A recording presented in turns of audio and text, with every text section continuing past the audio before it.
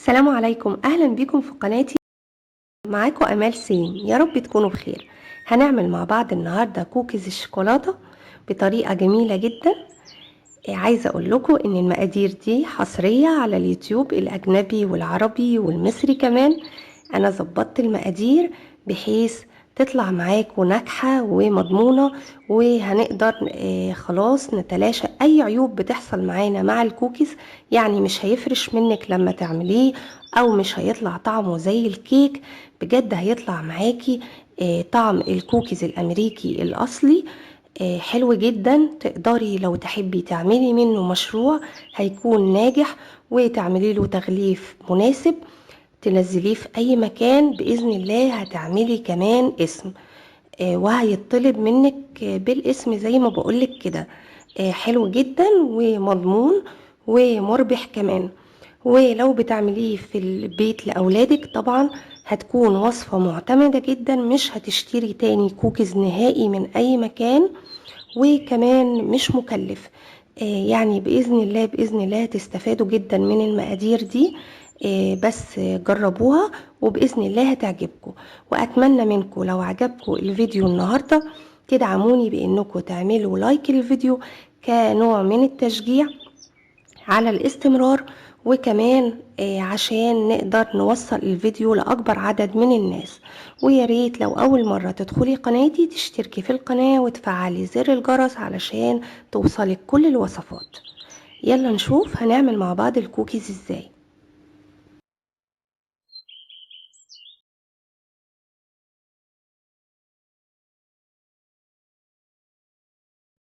يلا نبدأ ونقول بسم الله. أول حاجة معايا نص كوباية من السكر حبيبات، تكون مش مليانة، يعني نقصي منها حوالي معلقة كبيرة معيارية. وهنضيفها في بولة عشان نبدأ نحضر السكر البني. السكر البني هيدي للكوكيز طعم جميل جدا ومميز، وكمان لونه هيكون جميل جدا. لكن لو مش متوفر مفيش مشكلة، ممكن تستخدمي السكر الأبيض. وبضيف عليهم دبس التمر، باخد منه معلقة معيارية كبيرة بالشكل ده، وبضيفها على السكر وابتدي أقلبهم مع بعض كويس لحد ما يختلطوا تماما. ولو دبس التمر مش موجود ممكن تضيفي معلقة كبيرة من العسل الأسود. بعد كده هنبتدي نجهز باقي المقادير. هنضيف 110 جرام من الزبدة. الزبدة بكون مطلعاها من التلاجة، بتكون طريت لكن لسه فيها نسبة من السقوعية. وابتدي اقلبها كده بالسبتيولة لحد ما يبقى القوام كريمي. بعد كده بضيف عليها السكر واقلبهم مع بعض كويس جدا. الوصفة دي مش محتاجة تستخدمي فيها مضرب كهربائي ولا حاجة.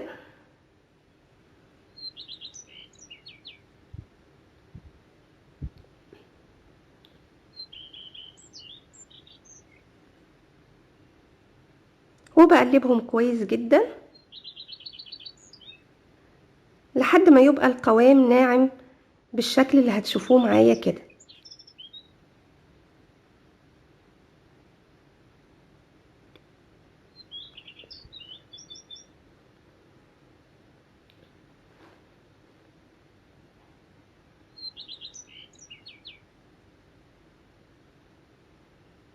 بعد كده هضيف عليهم بيضة بدرجة حرارة الغرفة،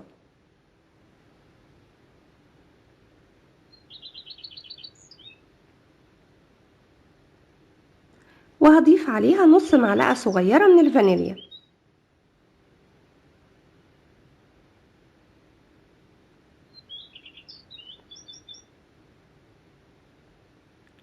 وهخفقهم مع بعض كويس جدا. ممكن تستخدمي المضرب اليدوي لو تحبي، وهتخفقيهم كويس لحد ما يمتزجوا مع بعض تماما.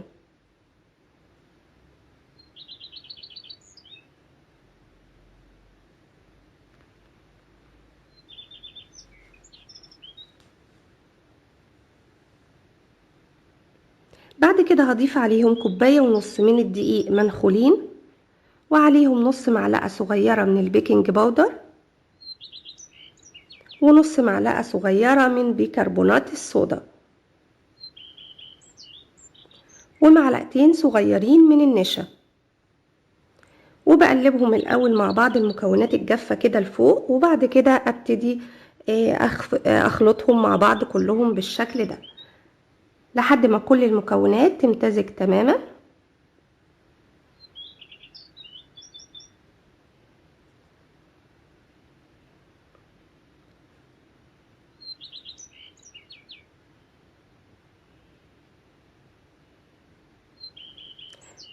اضيف عليهم 130 جرام من الشوكولاتة. دي شوكولاتة انا مقطعاها صغير زي ما انتوا شايفين كده، ودخلتها الفريزر قبلها كده بحوالي ساعة عشان تبقى ساقعة لما احطها مع العجينة.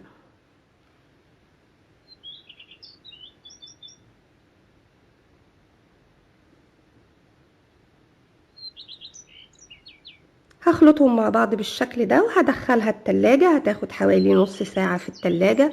بكون بحضر الصينية اللي حط عليها ورقة من الزبدة، وهبتدي بعد كده زي ما انتوا شايفين هستخدم معلقة الايس كريم عشان اطلع حجم الكوكيز كله زي بعض. مش بملاها قوي، يعني مخليها كده فاضي، يعني فيها جزء كده فاضي عشان يطلع حجمه صغير كده ومناسب، يعني الحجم المتوسط، لانه الكوكيز بيكبر في الفرن. فلو عملتيها اكبر من كده يبقى حجمها كبير زيادة يعني، فانا شايفة ان الحجم ده مناسب قوي.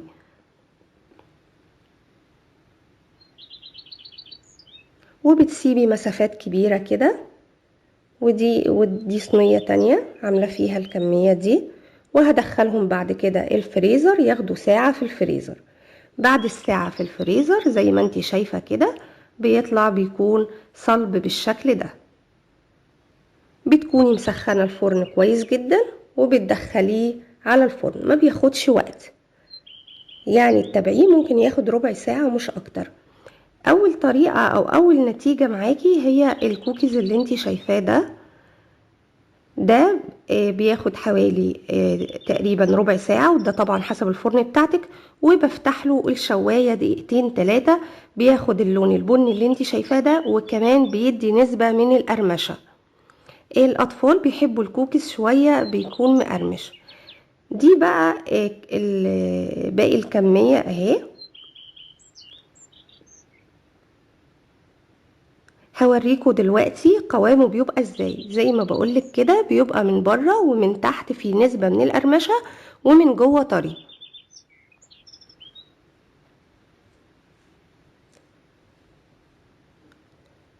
ادي اول كمية اهي. بجد حلو جدا وريحته حلوة جدا و... ويعني الطعم ممتاز جدا. زي ما انت شايفة اهو، شايفة من جوه شكله ازاي، وطعمه حلو قوي. وزي ما بقول لكم كده ان النتيجة بتاعته مضمونة. دي بقى كمية تانية هسويها بطريقة هتديكي نتيجة تاني من الكوكيز. وبصراحة ده اللي انا بحبه اكتر. وده الكوكيز الامريكي، يعني بيكون شكله بالشكل ده، بيكون طري زي ما انت شايفة كده. بيدخل الفرن بياخد وقت اقل، وكمان مش بتشغلي الشواية. بيطلع زي ما انت شايفة كده، الوش بتحسي ان هو فيه نسبة من الكرمشة كده، وطري جدا جدا جدا، يعني بتمسكيه كده بالعافية. وبيكون بالنسبة لي طعمه حلو قوي، يعني هي الاطفال اللي بتحب الحاجة فيها نسبة قرمشة شوية. إيه لكن ده طعمه حلو جدا. وانا حطيت عليه شوكليت شيبس من فوق عشان ياخد شكل الشوكولاتة من فوق، يعني زينته في الاخر بعد ما عملته بالمعلقة. حطيت واحدتين 3 كده من فوق.